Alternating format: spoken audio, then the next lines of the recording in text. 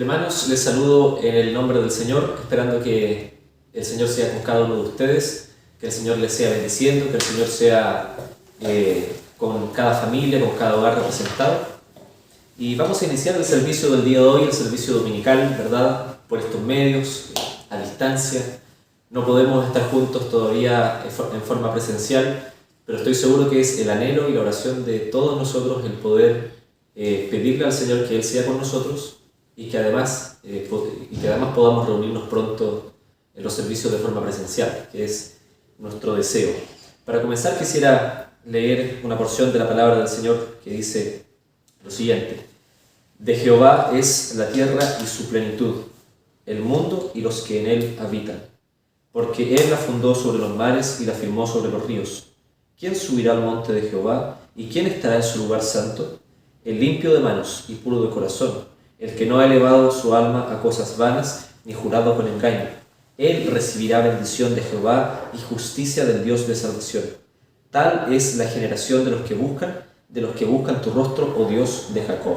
Esta porción de la palabra se encuentra en el Salmo capítulo 24, versículos del 1 al 6. Que el Señor sea bendiciendo y añadiendo bendición a su palabra. Vamos a orar para dar iniciado este servicio. Le invito a que podamos orar. Buen Dios y Padre, agradecemos, Señor, por la bendición de poder reunirnos, Padre, por estos medios. Sabemos, Señor, que no es la forma ideal en la cual podamos estar juntos, Señor, pero tú estás con nosotros, tú nos acompañas y también podemos honrarte, Señor, en esta forma de adoración hacia usted, Señor. Sea con nosotros, sea bendiciéndonos, sea ayudándonos, perdonándonos, Señor, y que podamos rendir un homenaje, un servicio, una adoración hacia usted que sea digna, Señor, del Rey de Reyes y del Señor de Señores. Lo dejamos todo en el nombre de Jesús. Amén. Bien, y como es habitual, vamos a dar paso al Ministerio de Alabanza para que pueda dirigirnos en un tiempo de cánticos, de himnos, de alabanzas, así que el Ministerio de Alabanza puede ministrarnos. Adelante. Hermanos, les saludo en el amor de nuestro Señor Jesucristo y les invito a que entonemos el himno número 229, Te cuidará el Señor. Te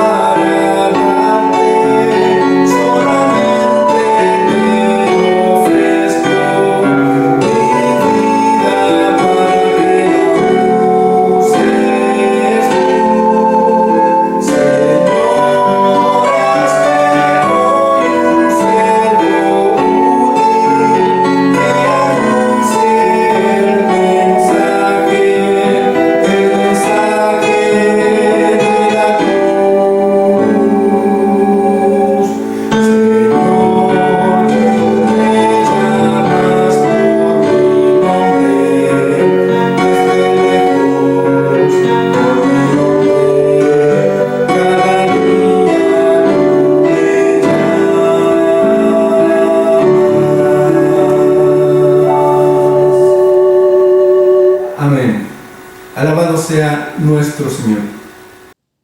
Vamos ahora a la palabra, vamos a estudiar la palabra del Señor, vamos a acercarnos a su palabra, vamos a adentrarnos en ella y vamos a tener enseñanzas eternas para nuestras vidas.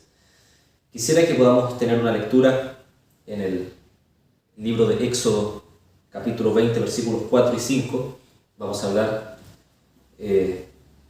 en el contexto de los 10 mandamientos, ¿verdad? Como sabemos en Éxodo capítulo 20. Dice lo siguiente, versículos 4 y 5. No te harás imagen ni ninguna semejanza de lo que está arriba en el cielo, ni abajo en la tierra, ni en las aguas debajo de la tierra.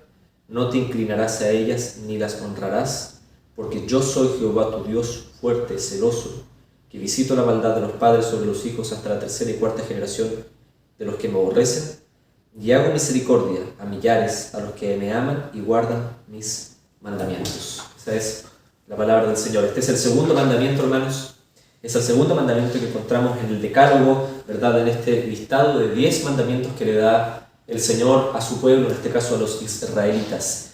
Y yo quisiera hablar en esta hora un poco sobre esto, hermanos, sobre los 10 mandamientos.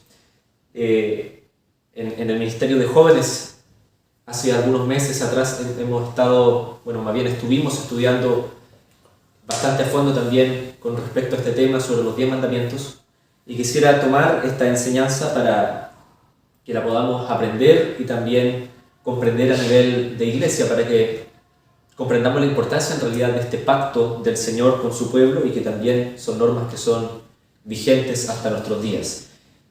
A modo de introducción, hermanos, yo estoy seguro de que todos hemos oído de los 10 mandamientos. Los 10 mandamientos son enseñanzas que trascienden, todas las personas posiblemente sepan algo de los 10 mandamientos. Si nosotros preguntamos incluso en la calle a cualquier persona, de seguro que maneja o sabe qué son los 10 mandamientos o una parte de ellos. Y los 10 mandamientos se enmarcan, ¿verdad?, de la salida, en este caso, de los israelitas de Egipto. No sé si recuerda la historia cuando el Señor ordenó, en este caso a Moisés, a que pueda liberar a su pueblo que estaba bajo la esclavitud, en este caso de los egipcios, y que los iba a conducir a una tierra especial, a un lugar donde iba a fluir leche y miel, la tierra prometida que tenía el Señor para este pueblo. Ellos estaban cautivos en ese lugar, ellos estaban sufriendo maltratos, estaban pasándolo muy mal, y el Señor determinó en su sabio consejo que era el tiempo para que estas personas debían ser liberadas en este caso, de los egipcios. Y el Señor ordenó todo, ¿verdad?, bajo la dirección de Moisés, para que se pueda llevar a cabo esta misión. Y el Señor comisiona entonces a Moisés para que pueda liberar a los israelitas, quienes se estaban multiplicando en gran manera en el territorio de egipcio, de manera que el Señor le da entonces esta orden y ellos huyen, ¿verdad?, de Faraón y de todo el pueblo egipcio que en ese momento habitaba en aquella zona. Cuando el Señor le da esa orden de que debían huir, que debían dirigirse hacia la tierra prometida, el Señor también les da enseñanzas. Ellos vagan por el desierto por muchos años, por muchos años. Y lo que hace el Señor al tercer mes de la salida de los hijos de Israel de Egipto es que le da una enseñanza en el desierto del Sinaí, en el monte Sinaí. El Señor tiene una conversación con Moisés muy seria, en la cual Él le da a conocer los mandamientos, le da a conocer una serie de normas por las cuales Él debía regirse. Y esta columna vertebral de estas normas que el Señor le entrega a Moisés son los que son conocidos como los 10 mandamientos. Dice en Éxodo capítulo 19, versículos 5, dice: Ahora pues, si en verdad escucháis mi voz y guardáis mi pacto, seréis mi especial tesoro entre todos los pueblos, porque mía es toda la tierra, y vosotros seréis para mí un reino de sacerdotes y una nación santa. Estas son las palabras que le dirás a los hijos de Israel. Y así es como se desarrolla, por tanto, los 10 mandamientos. Y cuando el Señor le entrega este pacto a los israelitas, cuando le explica todo esto, dice el versículo 7 y siguientes: Entonces Moisés fue y llamó a los ancianos del pueblo y expuso delante de ellos todas estas cosas. Y todo el pueblo respondió a una y dijeron: haremos todo lo que el Señor ha dicho. Y llevó Moisés al Señor las palabras del pueblo. De manera que el pueblo en este caso acepta cuáles iban a ser los mandamientos que el Señor le iba a entregar. Y aceptaban, hermanos, tanto la aceptación, digamos, de los mandamientos como también la consecuencia de la desobediencia. Si ellos no obedecían a la palabra del Señor, sobre ellos podía caer el castigo del Señor. Y eso es precisamente lo que podemos evidenciar en la historia de Israel. Y dentro de estos 10 mandamientos, hermanos, ahora sí nos acercamos al que yo acabo de mencionar. No hacer ninguna imagen ni ninguna semejanza de lo que esté arriba en el cielo, ni en la tierra, ni debajo de la tierra. Los 10 mandamientos, hermanos, para que los tengamos muy en claro, no son un medio de salvación. No significa que si yo tomo los 10 mandamientos y tomo la ley, creo que en ella misma, por sí sola, puedo encontrar redención. Hermanos, no hay redención, no hay salvación fuera de Cristo. Solamente en Cristo hay salvación. Y por supuesto, con Cristo yo puedo estar tomado verdaderamente y de forma correcta de la ley del Señor. Pero la ley por sí sola, la ley por sí misma, no fue dada como un medio para salvación. La salvación es obtenida por medio de Cristo, por medio de creyendo en el Señor, recibiéndolo como nuestro Salvador y nuestro Señor. Romanos capítulo 9 dice en el versículo 30 al 32: ¿qué pues diremos? ¿Que los gentiles que no iban tras la justicia han alcanzado la justicia?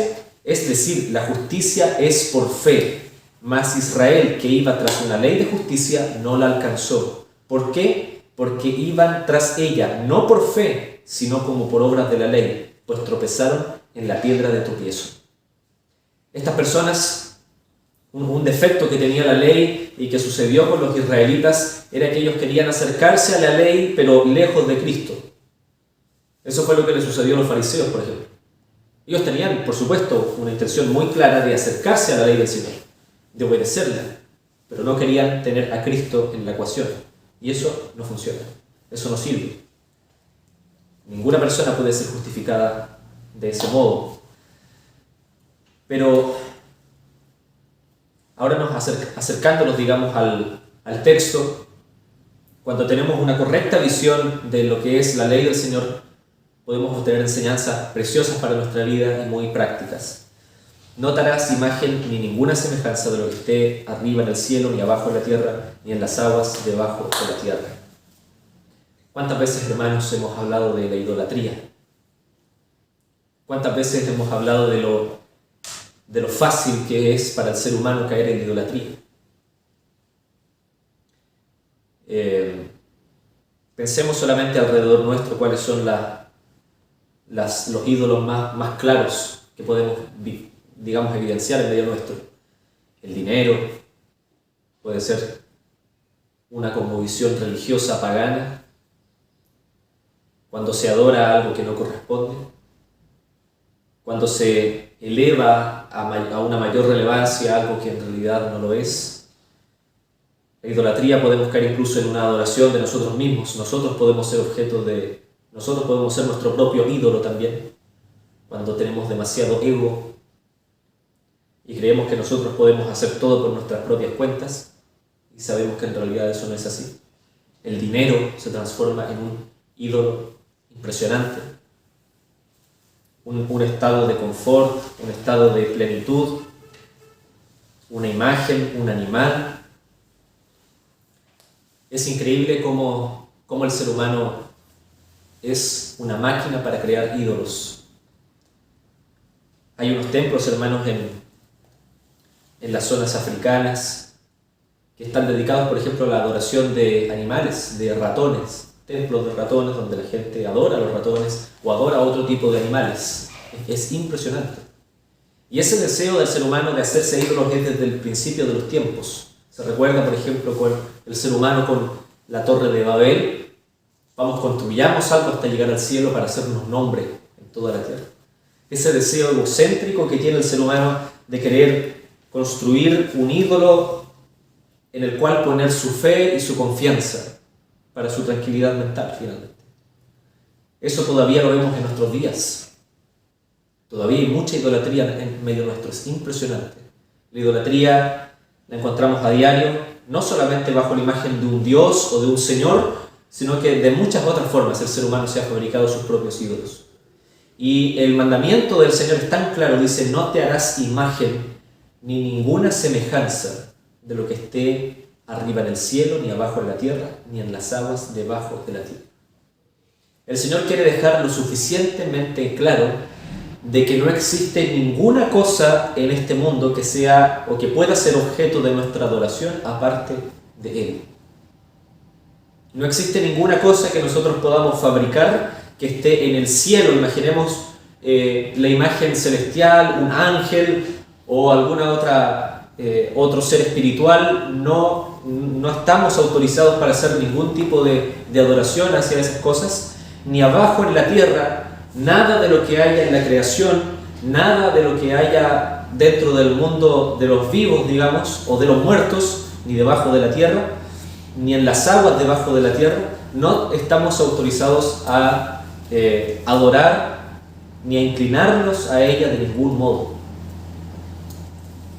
El texto dice: no te inclinarás a ella, ni las honrarás, porque yo soy Jehová tu Dios fuerte, celoso. El ser humano, hermanos, tiene una curiosidad impresionante con respecto a todas estas cosas. A saber sobre el destino, a saber sobre el más allá, qué sucede después de la muerte. Y es ahí donde el ser humano, en medio de esa curiosidad, empieza a experimentar muchas veces la idolatría.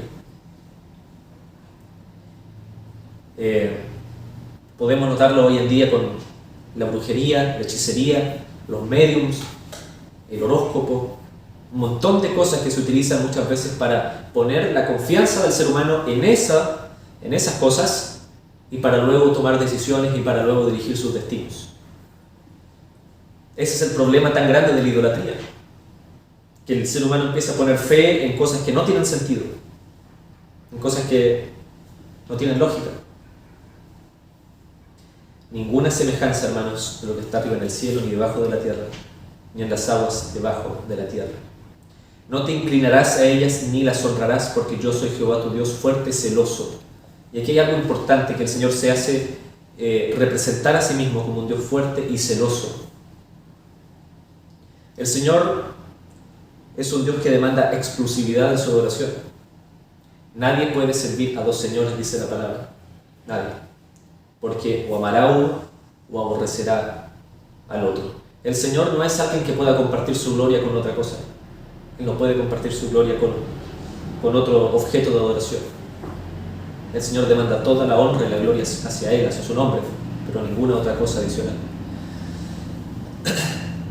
El Salmo 135, versículo 5 dice: los ídolos de las naciones son plata y oro, obra de manos de hombres. Tienen boca y no hablan, tienen ojos y no ven, tienen orejas y no oyen. Tampoco hay aliento en sus bocas. Semejantes a ellos son los que los hacen y todos los que en ellos confían. El texto dice que los ídolos de las naciones son de plata y oro. Tienen ojos, pero no pueden ver. Son creaciones humanas que ellos han fundido y que han tomado, ¿verdad?, y las han modificado de tal modo que crean un ídolo al cual reverenciar. Y termina diciendo: las personas que hacen ese tipo de cosas son semejantes a ellos mismos. No tienen ojos, no tienen oído. Son personas que están muertas espiritualmente. Hay un ejemplo muy vívido en la palabra del Señor, cómo el ser humano, para su comodidad muchas veces, para estar mejor, para facilitar las cosas, es capaz de crear ídolos, de crear un sistema idólatra. En una ocasión, dentro de la historia de Israel, el reino de Israel se dividió en el reino del norte y el reino del sur. El reino del norte y en el reino del sur. Y sucede de que la adoración, como sabemos, solamente podía ser realizada en el lugar presto para ello, ¿verdad?, en Jerusalén, y también la adoración debía ser realizada por una tribu en específico, que en este caso eran los levitas. Y cuando el reino se divide en dos, el reino del sur no tenía ni Jerusalén ni tenía levitas. ¿Y qué es lo que hace? Un rey llamado Jeroboam dice: y habiendo tenido consejo, hizo el rey 2 becerros de oro y dijo al pueblo: bastante habéis subido a Jerusalén, he aquí tus dioses, oh Israel, los cuales te hicieron subir de la tierra de Egipto, y puso uno en Betel y otro en Dan. Hizo también casas sobre los lugares altos, e hizo sacerdotes de entre el pueblo que no eran de los hijos de Leví. Este personaje creó su propia forma de adoración, sus propios sacerdotes, su propio lugar de adoración, para facilitar un poco más la cosa, pero lo que él no sabía era que todo esto no era agradable hacia el único Dios verdadero, de que el Señor es un Dios fuerte y celoso, y que visita la maldad de los padres sobre los hijos hasta la tercera y cuarta generación, de que el Señor no iba a tener por inocente, en este caso, ese pecado, la idolatría. La idolatría es quizás una de las cosas que podemos ver con más claridad en la historia de Israel, cómo desconocía, ¿verdad?, al Señor, aún presenciando, aún viendo su poder, le daban muchas veces la espalda. Ahora, ¿qué significa esto de que el Señor visita la maldad de los padres hasta la tercera y cuarta generación? Permítame leerles un comentario que me parece muy claro para comprender esta enseñanza. Dice: lo que debemos entender de este texto es que se trata de un principio y no de una condición irreversible. Es decir, esto no debe ser comprendido como una sentencia definitiva que condenaba sin esperanza a los hijos de los padres pecadores. El principio es que habría consecuencias por la maldad, y esas consecuencias afectarán también a los hijos. Pero esto no era un absoluto, en el sentido de que los pecados de los padres serán condiciones irreversibles para los hijos. Si un hombre roba, ese pecado no solo afecta al ladrón, sino también, en un sentido muy real, a los hijos. Porque si ese hombre es encontrado y juzgado, ya no podrá estar con su familia. Además, si robar es el estilo de vida de esa persona, hay una gran posibilidad de que los hijos sean inclinados y movidos a ese mismo pecado. Lo que quiere decir este texto es que el Señor está visitando, ¿verdad?, está atento a lo que sucede, en este caso, con la cadena, con la línea familiar, porque cuando hay un pecado, hermanos, que es un pecado habitual dentro de una familia, los hijos suelen imitar de forma muy clara lo que hacen los padres. Y lo más probable es que si hay un pecado que no ha sido confesado, un pecado que se transforma en un patrón permanente en una familia, en padres, los hijos van a hacer exactamente lo mismo. Y no solamente en una o dos generaciones, sino que puede ser que hasta más generaciones se repitan. Es por eso que vemos generaciones de familias incluso como han caído y que no logran, caen y caen y caen. Y no hay forma de revertirlo. Esto sucede con la idolatría. Esto también sucede con la idolatría. Cuando una persona, digamos, que tiene mayor edad o cierto grado de autoridad, reverencia algo que no corresponde, es muy posible de que sus hijos, que sus nietos, que sus bisnietos, que sus tataranietos hagan exactamente lo mismo. Esto es claro porque en Deuteronomio capítulo 24, versículo 16 dice: los padres no morirán por sus hijos, ni los hijos morirán por sus padres, cada uno morirá por su propio pecado. Cada uno es responsable ante el Señor de su propio pecado, cada uno lo es. Cada uno tendrá que dar cuentas ante el Señor de forma personal, tanto para bien, tanto para mal. Pero el versículo 6 del capítulo 20 dice: pero muestro misericordia por 1000 generaciones a los que me aman y guardan mis mandamientos. El Señor, aún en este escenario, muestra misericordia hacia aquellas personas que se arrepienten y que le temen. Cuando el Señor habita en nuestra vida, habita en nuestra familia, el Señor bendice no solamente nuestra vida, sino también la de nuestra familia, la de las personas que nos rodean. Hermanos, algunas cosas que podemos aprender. No pensemos en la idolatría únicamente como muñecos de oro o madera. Podemos ser idólatras en muchos aspectos, hermanos. No solamente pensemos que la idolatría ocurre cuando uno se arrodilla delante de una imagen. Uno puede ser idólatra de muchas otras formas. Cuando le das mucha prioridad a ciertas cosas de tu vida, cuando tú mismo te transformas en un ídolo de ti mismo, el ego, cuando el dinero se transforma en un aspecto demasiado importante, cuando tu trabajo se puede transformar en algo demasiado importante, y así un montón de cosas. Podemos ser idólatras en muchos aspectos. Debemos tener mucho cuidado con ello. Gracias a los medios de comunicación, hermanos, que podemos ver ahora como en ningún otro periodo de la historia, tenemos una cultura altamente humanista y antropocéntrica. Es decir, podemos ver muy claro el culto, por ejemplo, adorar mi cuerpo, adorar lo que soy, lo que he conseguido, todo esto es por mi esfuerzo, etc. Podemos ver muchos de estas palabras que finalmente también expresan cierto grado de idolatría porque desconocen la obra que el Señor ha hecho en nosotros.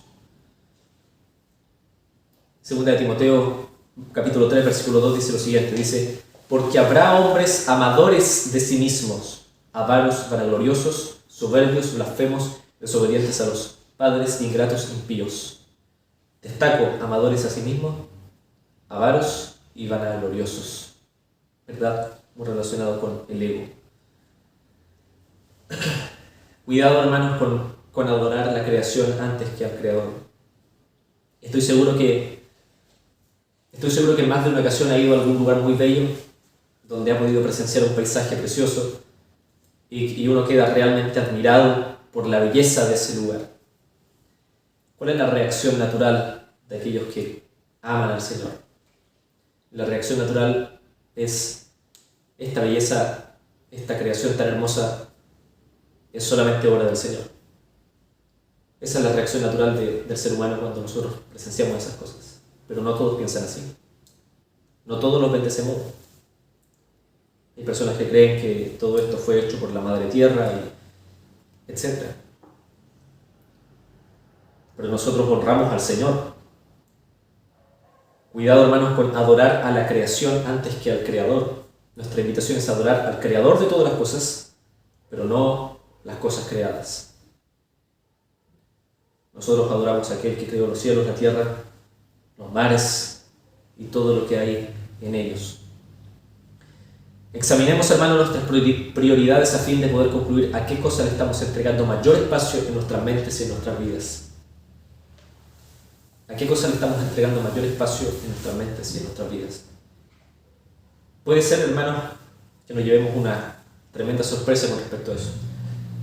Es muy posible que la mayor parte de nuestro tiempo no estemos pensando precisamente en las cosas del Señor, o honrándolo, o adorándolo, o agradeciendo, sino que es muy posible que en nuestras mentes, un gran porcentaje de ellas, estemos pensando en otras cosas que no nos edifican. Eso también, hermanos, puede transformarse en idolatría. Puede quitar la prioridad del Señor en nuestras vidas. Jesús nos dice lo siguiente, hermanos: ningún siervo puede servir a dos señores. Nadie puede servir a dos señores. La pregunta, hermanos, es: ¿a qué Señor estamos sirviendo? ¿A qué Señor estamos sirviendo? Tal vez estamos honrando a otra cosa. Tal vez no estamos enfocados verdaderamente en el Señor. Es tiempo que nos arrepintamos si eso es así.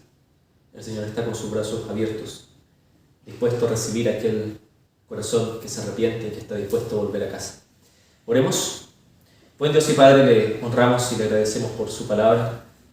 Y Señor amado, le pedimos de que usted sea con nosotros, ayudándonos a ser hijos obedientes, a ser hijos que le honran, Señor, y principalmente, Señor, a ser hijos que tengamos a su persona, Señor, su nombre, su obra, Señor, como nuestra prioridad de nuestra vida.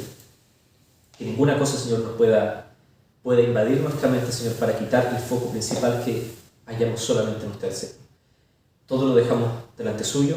Bendiga a cada hermano de nuestra congregación. En el nombre de Cristo Jesús. Amén. Hermanos, que el Señor les sea bendiciendo, que el Señor bendiga a nuestras familias y nos estamos encontrando en los servicios de la semana y también del día domingo. Que esté muy bien, que el Señor les bendiga.